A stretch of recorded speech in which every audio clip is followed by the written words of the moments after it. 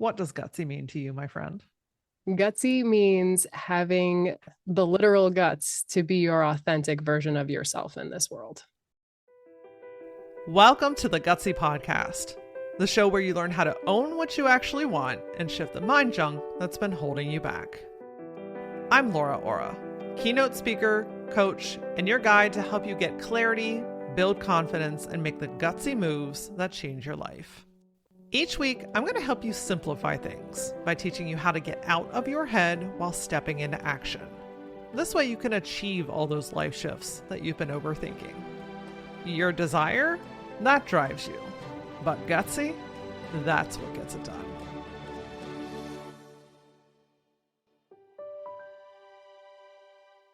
If you're in a place of burnout and maybe even finding yourself there again, and you're not sure what to do to change this pattern, then today's episode is for you.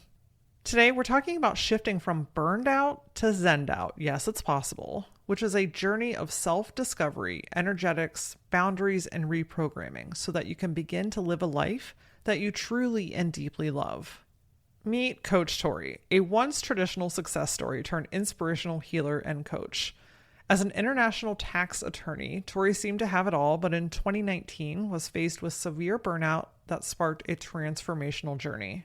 This profound experience propelled her from burnout to becoming a thriving mother of three, life coach, energy healer, speaker, and entrepreneur. As the founder of Philosophy Porch Coaching, Tori offers one-on-one coaching, group workshops, energy healing, and engaging speaking sessions. She believes that the secret to this transformation lies within each one of us, unlocked through self-discovery and energy body analysis. Before we dig into this goodness today, one of the most foundational ways for you to begin making life shifts like what we're going to talk about today is to learn how to master your thoughts. Because until they have a new path, a new method, a new way to think and to experience life, they will continue to do the same things that they've always done.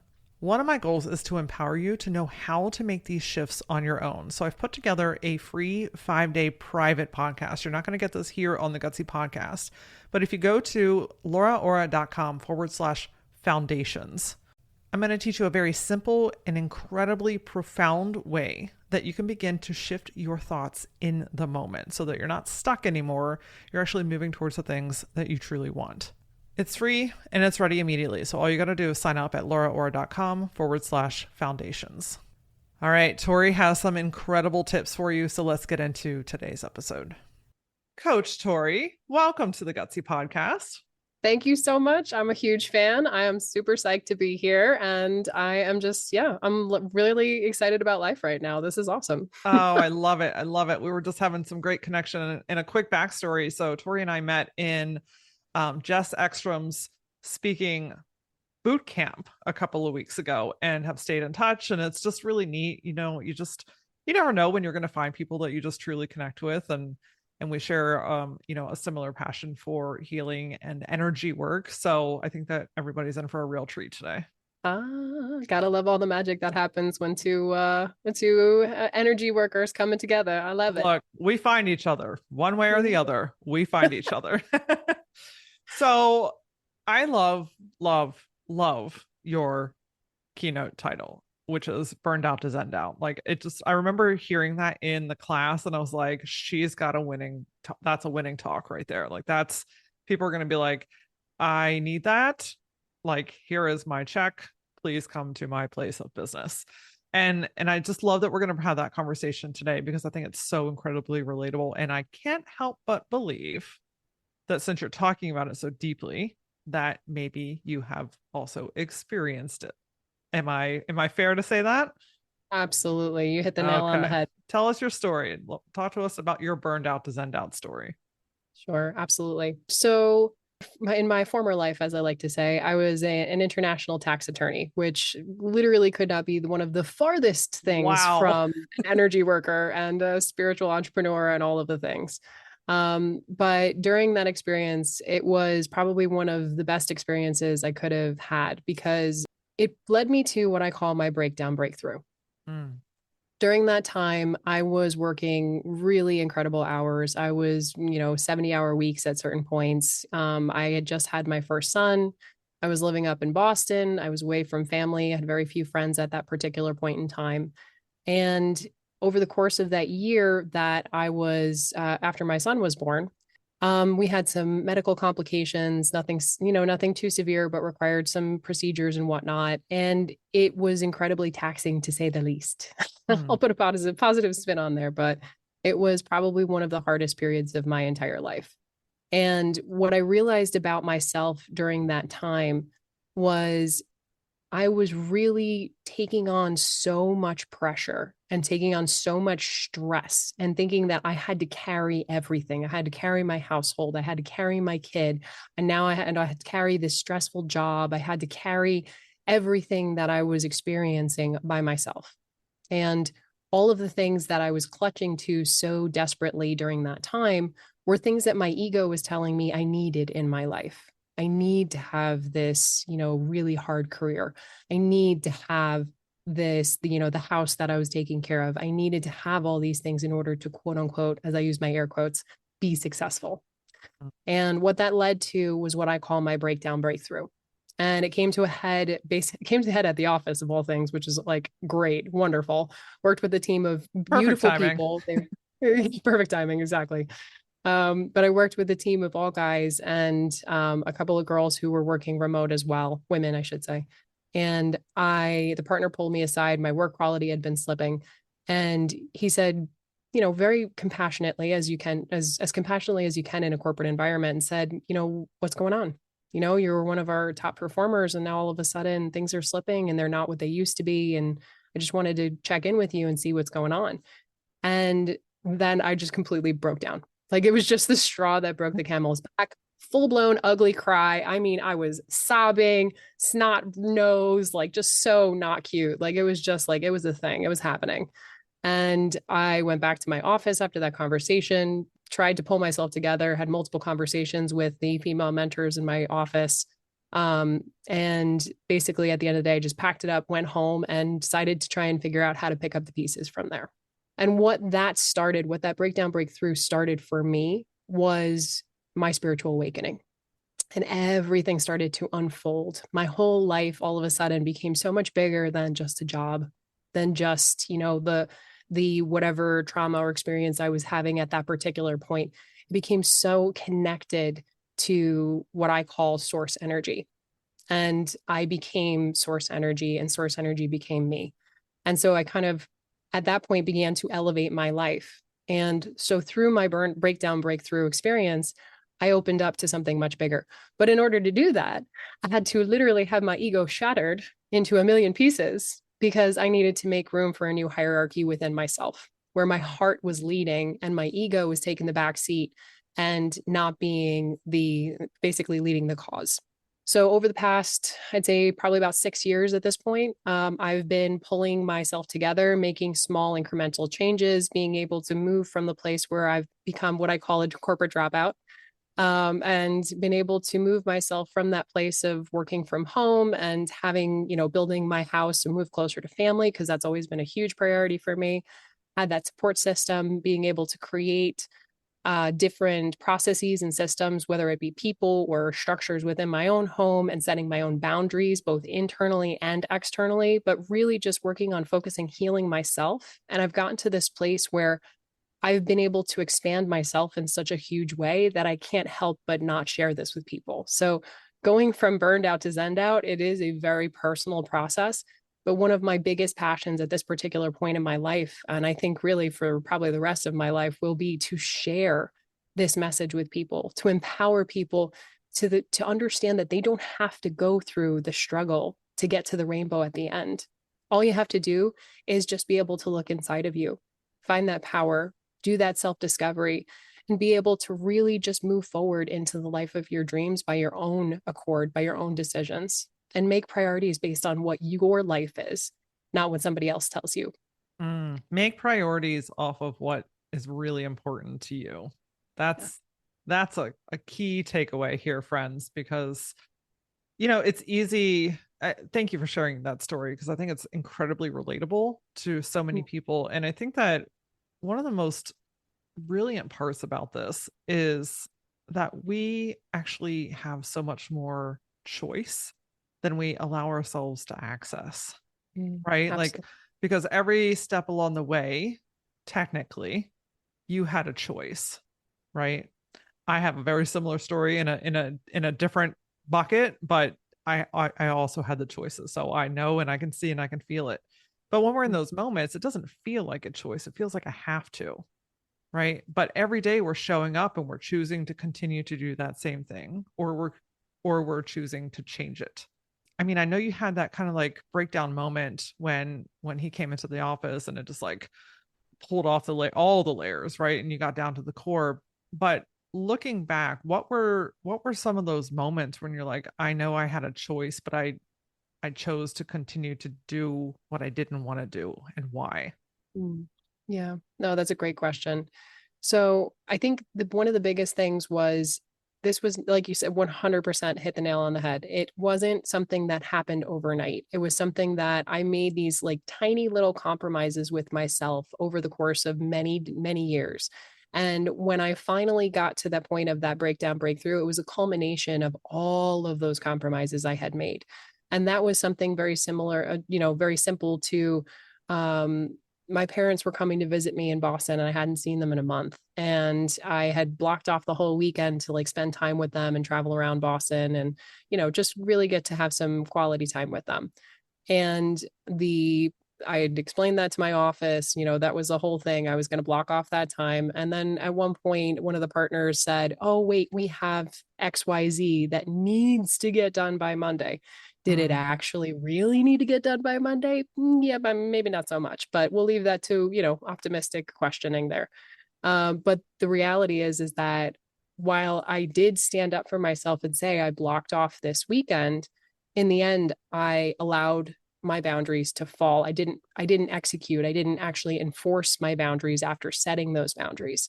Because I didn't say, this is really important to me. I need this weekend. I'm taking this time off. Instead, what I said was, well, I really need this weekend. Okay, you really need it done. Okay, I guess I'll just, make it work. And it's the bucket that a lot of us fall into, just from whether it's conditioning, societal conditioning, from how we people pleasing different tactics when we're growing up, or, just something where we're really driven and we want to be ambitious and take our careers into our own hands and really get ahead. But it doesn't have to be that way. So that was one example of many different ones of different compromises that I wound up making over a long period of time where I let my ego step in instead of my heart. And I love, love, love that frame of tiny compromises, because in the moment it's like, oh, I'll just, or maybe tomorrow, or I'll get around to it, right? It's all these kind of passive, like I get this feeling of like actually like pushing something over to the side. And what we don't realize is it's not just that moment, it's the ripple effect that it has, right? Mm, It's literally training our brain pathways to say this is how we respond to these things. This is how we react. This is essentially a new habit that we're forming, right? And then we get in these situations where it just feels easier to keep pushing those little compromises, to keep pushing those things off to the side, that it is to flip the switch and hold those boundaries and say no and make the intentional decision to do something different. mm. Yeah, absolutely. I completely agree. And like you said, you don't notice it in the moment almost. They seem these different. I think it's a Beatles song that comes up with the lyrics that if you don't make a choice, you still made a choice, or something to Yep. that effect. It's true. And the reality is that if we don't feel empowered to make the choices and stand up for what's important to us, to enforce those boundaries, to when we set an internal boundary, something that I call an internal boundary, like a promise to myself, if I don't enforce that internal boundary, I don't trust myself. All Mm. of a sudden that inner voice starts to say, well, you promised me last time, but you didn't actually follow through with it. And so the things that sometimes, even the things that we don't say, the things that we say to just in our internal monologue, are some of the most important things that we can follow through with, because that's the entire foundation. And when I do my talk about going from burnt out to zen out, one of the big points is that self-discovery, it leads to empowerment from the inside out. And so what you're doing through this self-discovery process is you're learning more about yourself. You're learning more about your own heart, your own priorities, your own desires. And in doing so, you are there for empowering yourself to say, let's take a step forward. Now I know what I want. Now we've gone through the self-discovery portion of things. Now the next step is the brain kicks in. Heart knows what it wants. Now we're talking to the brain. We switch things over and say, okay, brain, you're smart. Let's get to the next point. Let's get to that next step. How do we get from where the heart wants or to what the heart wants from where we are right now? And we engage the brain from that point forward and say, okay, brain, let's go. Let's make a plan. And then from that point forward, we then engage the ego and we say, because the ego is so vilified in our culture today, but it's not. It's a beautiful part of us and it's necessary. Somebody comes running at me, trying to attack me. I want my ego in that place. I don't want it to just be Yep. absent. That's not a good thing. So the ego then steps in and we say, hey, ego, you're super important too. I need you to help me protect this dream. We're going to set this plan. I want you to be there step in step with me to be able to move forward in a way that empowers me and make sure that nobody can encroach upon what my dream is. And so when we go through this process, when we go through this step of self-discovery, what is it that we want, to the phase of, all right, let's make a plan. Let's engage that and beautiful and brilliant mind that's going to be able to help us get from point A to point B. And then we protect it with the ego. It creates this beautiful symphony where all of our energies, all of those major processing centers within our body are all engaged. They're all aligned. And that's how we can kind of get to a point of feeling like the victim to the point of feeling empowered, like you are the superhero you've been waiting for. I love that. Okay, so I want to dig into this further. So I love this concept of self-discovery, and it's also incredibly new to a lot of people, right? It's just not something that we're taught. And up until this point, it has not been a strong role model in the world that we have all lived in, right? So when we go back to thinking about like not even being able to notice when we're making those little compromises, what are some ways that we can use self-discovery or another tool that you might have to start to bring awareness to those things so that we stop compromising and start embodying instead? I love that. So, I mean, this is the story is the age, it's been told a million different times, a million different ways, but one of the first, like literally like the baby step, the 1% step in the right direction is to get yourself into a mindfulness or a meditation routine on a daily basis, because you can't know yourself without holding space for yourself. So it'd be like saying like, well, I want to meet the love of my life, but I never have time to go on a date.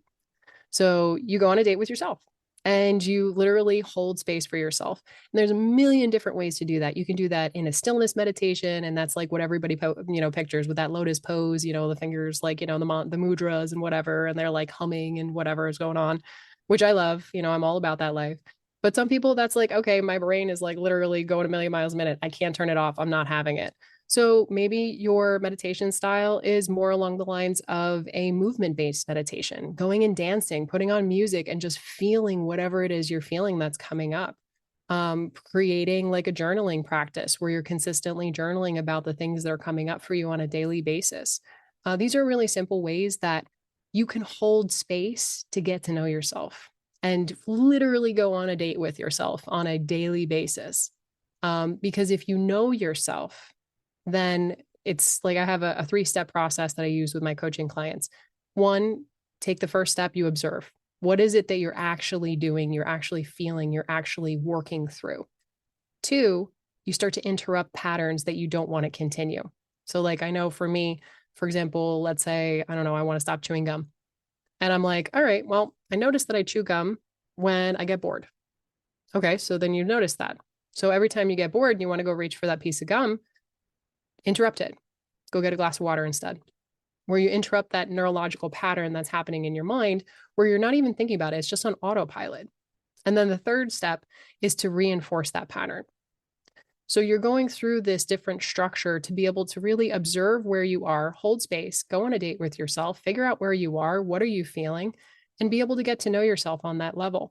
Then you can start to kind of observe what you want to change. You start to interrupt those patterns, and then you start to enforce them. That's the same concept that works in terms of setting boundaries and enforcing them both internally and externally.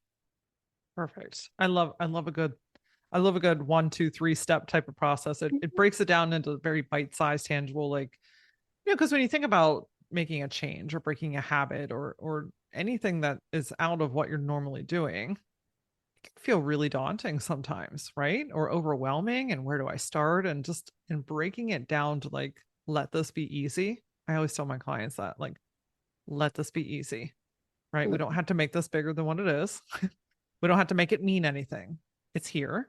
Let's allow it to be here and let's work with it to shift. And so I love that process. And then the other thing that you brought up is, in that self-discovery process is figuring out what you want. Look, I'll tell you, 9.5 times out of 10, when I work with people and I ask them, what do you want? Just because I'm curious to see where we're at baseline, it's blank stare, right? I have no idea. No one's ever asked me that before. I've never sat to think about it. I don't know where to begin. So what are some suggestions and thoughts that you have for the people that might be feeling like, okay, I'm not happy with what's going on, but I don't know what I want instead? Absolutely. So one of the things that I encourage is, as like a good starting point, is go back to the things you liked as a kid. I mean, it may sound very simple and very kind of like overdone, if you will. I know a lot of people talk about this, but what is it? What are some of the things that made you happy? Did you play house? Did you love trucks in the dirt? I've got 3 little boys, so I'm like all about the trucks in the dirt, right? But it's, did you one day, I mean, I remember when I was a kid, this is going to sound so lame, but it's so true. I used to carry around this like little Beanie Baby briefcase thing and like, put a bunch of papers in it and carry it around and be like, I'm going to be a business lady like my mom, and be like all about that life. So, it just go back to the things that you wanted to do as a kid. Go back to the things that really lit you up before society told you what you were supposed to be. Go back to the things that you really genuinely brought you joy. You played with Barbies, you dressed them up, you loved fashion, maybe. Or maybe you were one of those kids who put on a show, like whether it was a magic show or you were, on stage singing or something of that nature. Those are just the little things that it'll give you a good starting place for what used to bring you joy, and then play. That's really the biggest thing, is just play. Start, when in doubt, just start something. Yeah. So, you can go into a place where you can, say, well, I used to love to sing as a kid, and then start singing in the shower and then just see how it makes you feel. Nobody's going to blame you for singing in the shower. I do it all the time. It's amazing. Like just play with all of the things and see what feels good to you. I love that. And that brings up, I was poking in on your social media and you put up a video recently about, when things get chaotic, our self-care is usually the first thing to go. And you talked about like, just wash your hair, right? Like just wash your hair. And the story that you're talking about right now is like playing and doing things. It's like when things are feeling chaotic, you're not sure what to do, you're feeling dense, the burnout is real. We literally are the first things that we let ourselves go from, right? Like we just stop taking care of ourselves. But that needs to be part of the narrative change, right? Because going from burnout to zen out, it's not just going to like fall into your lap. You're not going to be totally washed out one day and then feel completely rejuvenated overnight because you went to bed. Oh my gosh. Yeah. No, 100%. Yes. So what I did, if you had told me when I first had the breakthrough moment that I was going to be where I am now at this stage in the game, being super joyful and being full of life, I would have said you were smoking something. There is absolutely no way I would have believed that. So I get it. It is a process and it is a journey, but the goal, when you're setting those goals from, again, when we're going from that place of that heart-centered place to all of a sudden, okay, I know what I want. Now I got to create a plan. We're going to shift into that mental space to be able to create a plan to get it. You have to set realistic, attainable goals. So I always go with, how can I make my day 1% better? And then every single day, if you make that commitment to yourself and you truly hold that commitment near and dear, and you say, I'm going to make my day 1% better every single day, in 100 days, you will be 10,000 light years from where you were. I want to read you a quick testimonial that someone emailed me after downloading the free private podcast, The Foundations of Getting Out of Your Head. She said, I started sobbing within 15 minutes into this podcast. I'm the eldest of 4, dysfunctional family. The weight of everything was on me. I feel like I had to hold it together for everyone else. The question that you asked, what do I want? Wow, I'm still discovering this, but thanks to you, I am. Look, a lot of this is giving yourself permission that you don't need, but maybe need to hear. And when you step out of the weight of the responsibilities that you've been carrying your entire existence, you can begin to reclaim your thoughts, your feelings, and make decisions that empower you towards the things that you truly want. I'd love for you to start experiencing your own breakthroughs. So go to lauraora.com/foundations, and I'll send you the first episode right away. So you don't have to do this overnight. It's not something, we don't program our minds or program a computer for that matter or anything overnight. It takes time. It takes emotional development. We have to literally reprogram our entire being from having our normal stress scale go from like a 10. Normally I'm at a 9, and then every so a straw would break the camel's back, if you will, and it would literally jump to a 10 in like split second. I had to work to go from being normal stress levels being at a 9 to working its way down to like a 2, where my stress levels are normally at a 2. And when I say so, and just to back up a little bit, when I'm talking about a stress scale, and it's nothing scientific, it's just my way of using a metaphor to explain it. But let's say you have a scale of 1 to 10. 10 is like, I'm literally ready to like just crawl under the covers. I can't even function right now. And let's say 1 is like on a beach drinking a mojito. All right. Like it's like super polar opposites. When we program ourselves to understand something is at a normal level, we're going to default back to what we understand to be normal.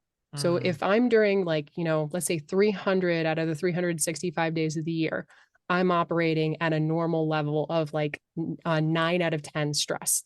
I'm going to be in a place where I'm going to default back to that 9 instead of being at the place I want to be, which is at like a 2 or 3. So I have to program myself. I have to make commitments to myself on an internal basis as well as on an external basis. And I have to be able to reprogram myself to understand that lower stress levels are normal. And that's something that takes time. That's something that really you have to love yourself through that process. You can't fight your way out of it. Yeah, because otherwise you end up going back up the scale. Exactly. Yep.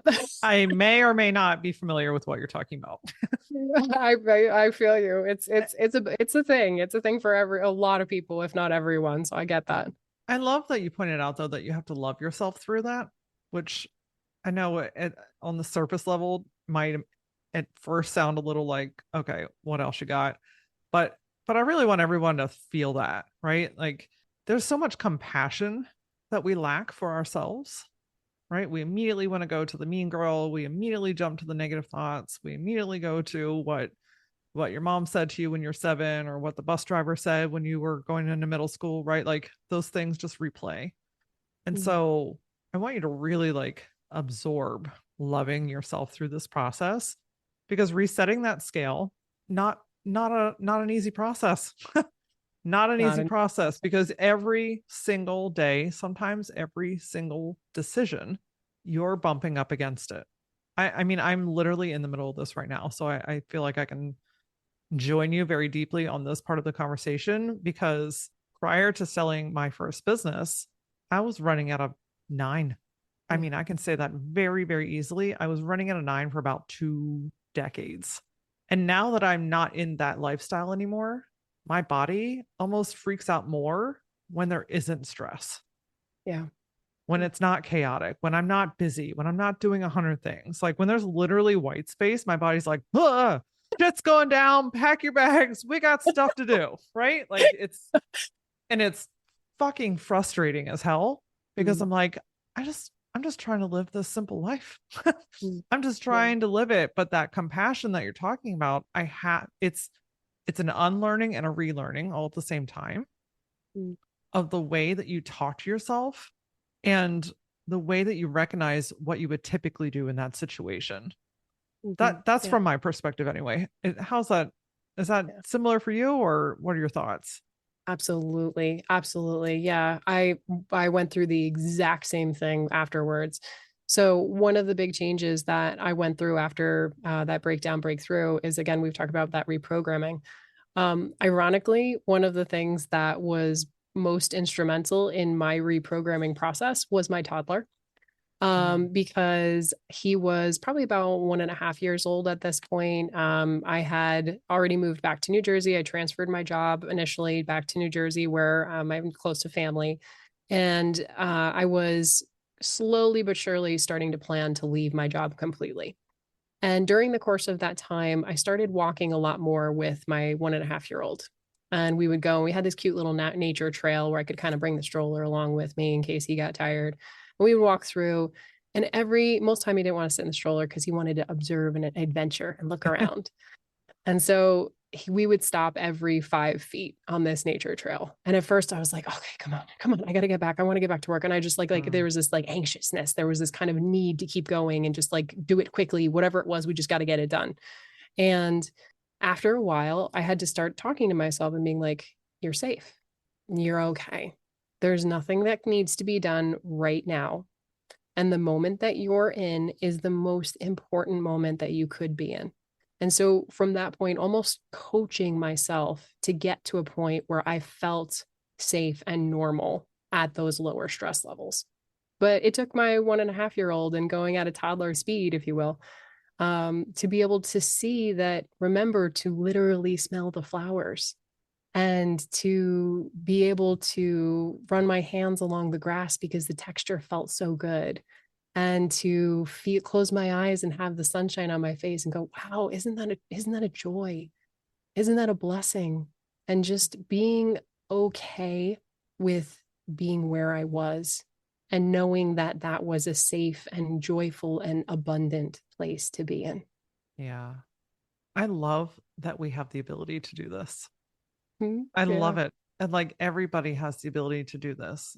It comes with decisions, it comes with action, but everyone has the ability to do this. Something that you've brought up a couple of times that I think would be helpful to chat more about too is boundaries. Yes. Internal boundaries, external boundaries. We talked a little bit about non-negotiables as we were gearing up to talk today on this episode.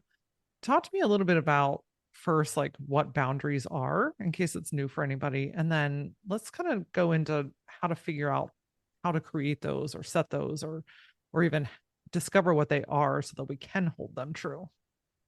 Absolutely.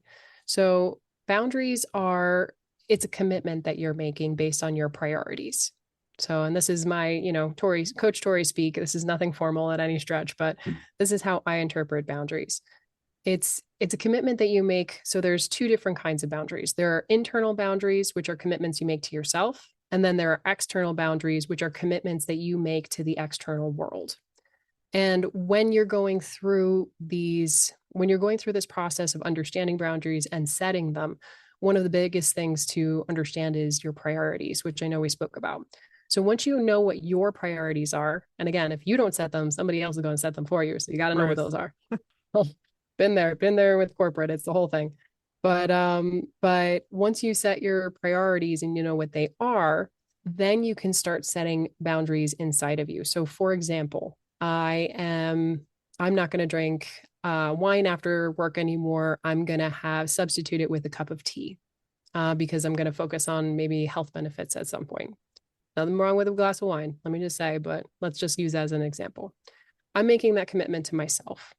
I'm not going to say that. I can say that to the external world, but ultimately the decision on whether or not I'm going to have that glass of wine or that cup of tea lies with me. That's a commitment I'm making just for my own benefit. And so that's what I call an internal boundary. Now, when you set an internal boundary, when you make a commitment and you follow through with that commitment, your internal world begins to feel empowered. You start to trust yourself. You start to feel different from the inside out because you made a commitment to yourself that doesn't affect anybody else around you except for you. And you did it for you. And that's what I'm talking about when I'm saying loving yourself, because it sounds super fluffy and everything, like you said, but it's so grounded and it's so important because it touches everything we do. So those are your internal boundaries.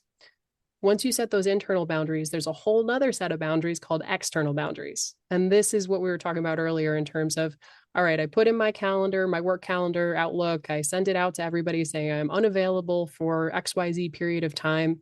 I do this during, let's say your office policy is like a month in advance. You did it a month in advance. You followed all the protocols, all that fun stuff. And then, the day of comes when your calendar is blocked off and the partner comes over, drops something on your desk or sends an email in your Outlook inbox these days and says, I need this done by tomorrow morning. And you're like, oh my God, I set a boundary. What happened? Like total freak out happens, total panic in some cases. And that's when you've already set that external boundary. And now you need to gracefully and lovingly enforce that boundary. And when I say gracefully and lovingly, you don't come at the partner and be like freaking out. Oh my God, how could you step on my boundaries? Like, what's wrong with you? Like, no, you don't do that. That's not cool. So instead, you gracefully and lovingly say, this seems like a great opportunity. Really glad that you thought of me for this. I do have a conflict, however. And then so you present the boundary, you communicate what you've already established as your boundary, and then you provide an alternative or a solution. I see that you want this by tomorrow morning. I can't get it to you by tomorrow morning, but what I can do is XYZ.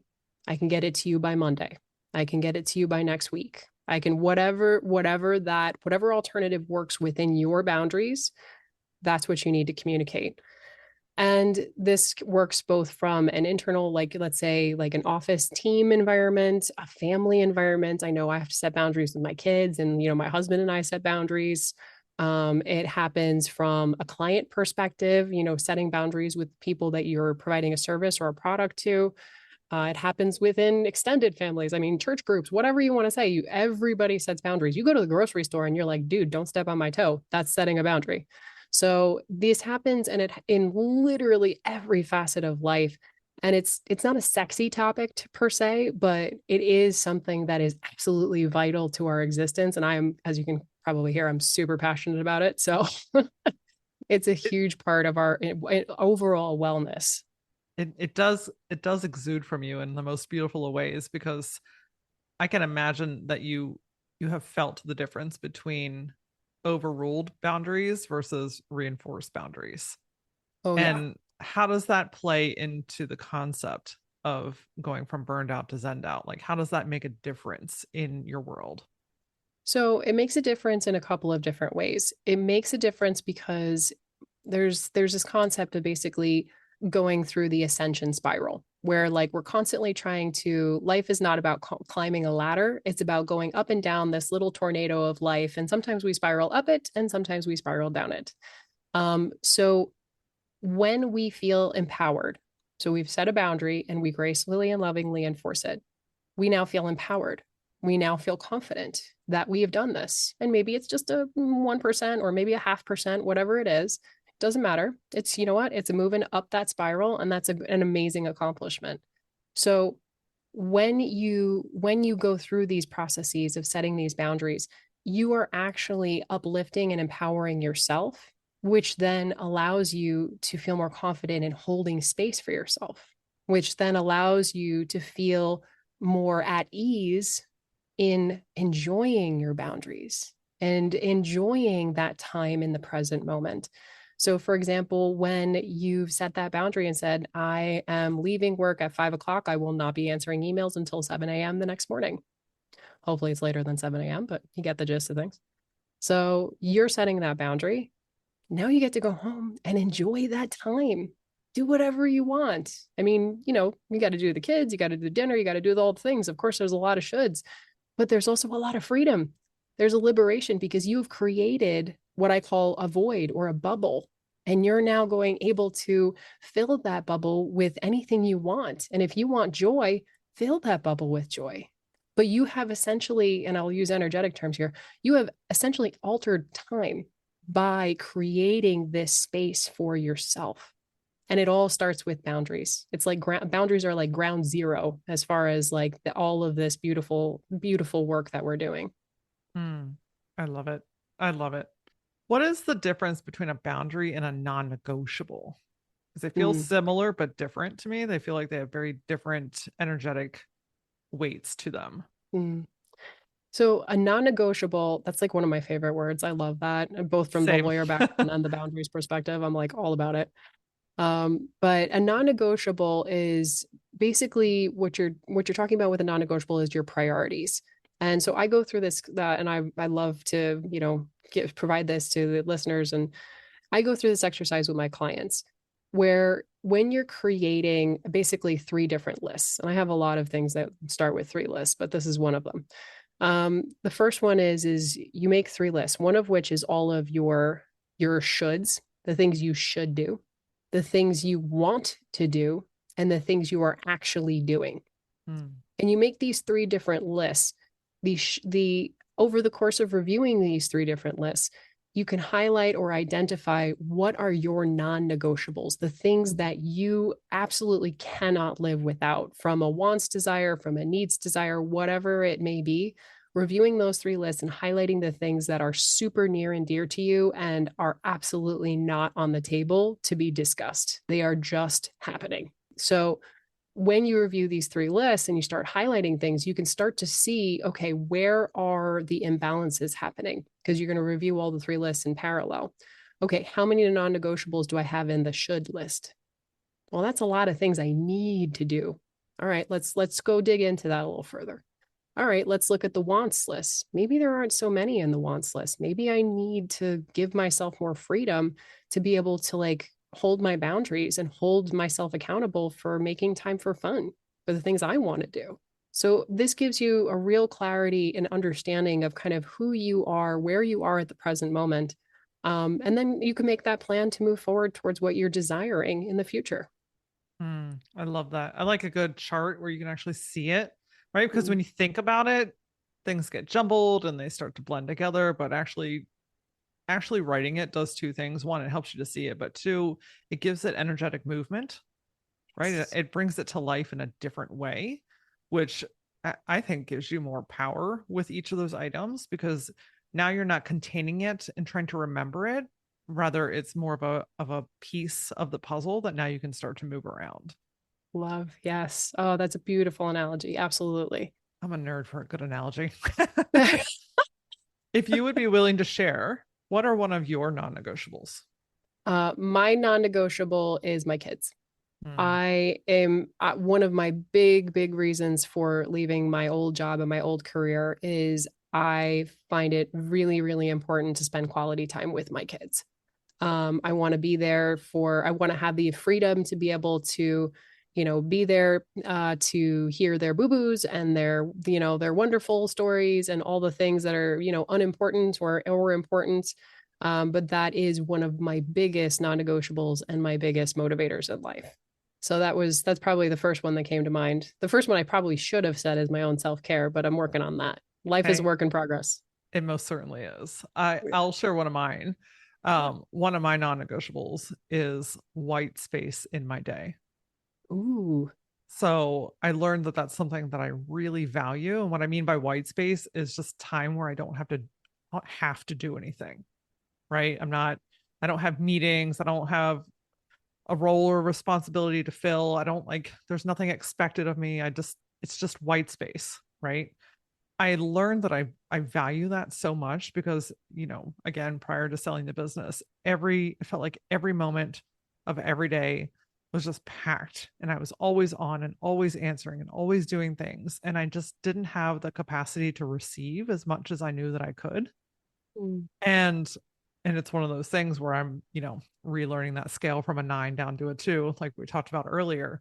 But white space for me is just being still, learning to be still, because when I get my nervous system on board with it, it's like the ideas just pour. I mean, pour to the point where I keep a notebook with me or my phone with the notes app with me at all times, because when I am in my white space is when I get the most connected. It's almost like my form of meditation. So like that to me, I know is a non-negotiable, because when I have that, I'm a better person. I feel better. I'm mentally more clear. I'm way more grounded in my energy and my ideas. I move differently. right? Like just everything and everyone around me gets to be better because I had 20 minutes, 40 minutes of white space today. So if either one of these are ringing true for you, my friend listening, take them, use them, because we can all have very similar non-negotiables. Absolutely. I love that. So we could totally talk all day. I do want to ask you one more question though before I start to close this out, and it's off of another video that you posted, which I liked. I really enjoy watching your videos. Oh, Very very zen on the porch. You talked about how when things start working, it's not a big firework moment. And I was just like, dude, we need to talk about this because I think sometimes it can be really discouraging when stuff starts working, but it feels like nothing and no one around you acknowledges it or understands it. And mm, it just happens on a freaking Tuesday at 11 a.m. You know what I mean? Like it feels so uneventful when things start working, but that can be okay. So I just want to open the floor for that because I just feel like that's something that we all need to hear today. absolutely. Yeah. The So, and just to provide some context, I guess, on the video you're talking about, is that was in relation to I had just finished what I would call like a 5-year process of getting myself back to myself and kind of, as I say, trade burnout for the Zen, because it took me, and again, everybody's different. Some people are like, flash in the pan, they're going to get it done, they're going to do their thing. And it's like amazing. It happens overnight. And other people like myself took a very like little baby steps, and it took time and it took effort and loving myself through that process. But, when I got to a point where I was going through something super chaotic at that particular time, but even though there was a lot of chaos, I took the time to do my makeup, and I took 45 minutes to do my hair that day. And I was like, I was looking fresh. I was looking cute. And I was really getting heated. I could feel my blood pressure starting to rise at a particular point. And I said, you know what? Looked at my husband. I said, I'm going to step away for a sec. I just need to go sit by the window in the sun and just stare blankly out the window. That's what I need right now. And I allowed myself to do that. I was observant enough to be able to understand that I was going through something and feeling a little triggered, and that was okay. I didn't judge myself for it. I didn't put myself down. My internal monologue was very neutral and very calm. And I just took this time and space that I needed. I sat in the window and I stared out the window for a little while. And that's kind of when it dawned on me. And I said, holy shit, what just happened?